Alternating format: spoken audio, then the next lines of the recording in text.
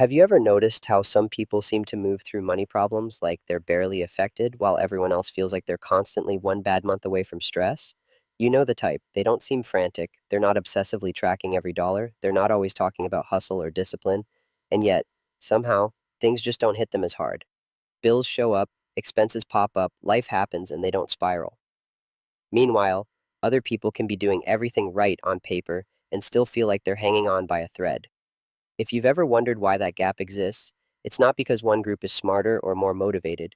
It's because most people misunderstand what elite financial behavior actually is. Most of us are taught to believe that being good with money means trying harder, budgeting tighter, and controlling every little decision. But the truth is, real elite behavior has almost nothing to do with effort, it has everything to do with positioning. My name is John, and I've always obsessed over why people have money issues, even though they always do what they've been told. If you've ever felt like you're putting in the work, but not getting the peace you expected, this way of thinking might completely change how you look at your finances.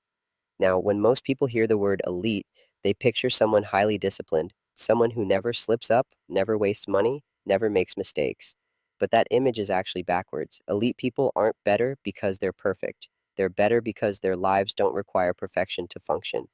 The key difference is fragility. Fragility is how easily your life falls apart when something unexpected happens.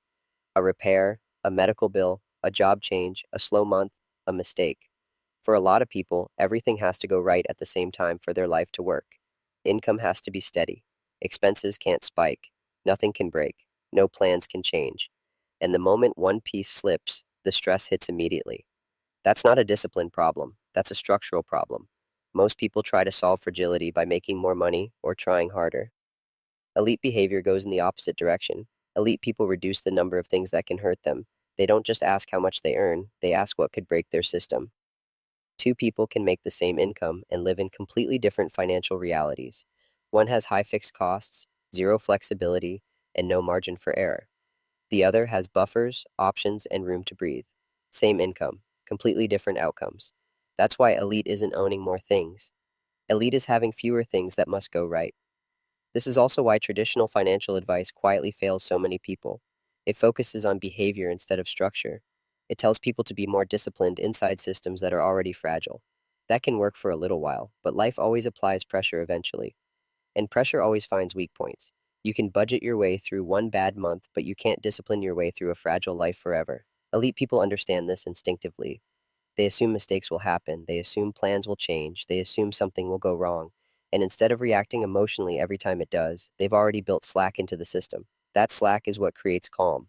Calm doesn't come from control, it comes from resilience. This isn't about motivation or being better than anyone else. It's about setting things up so normal life doesn't constantly feel like a test you might fail. That's what real elite behavior looks like. It's quiet, it's stable, and honestly, it's kind of boring in the best possible way.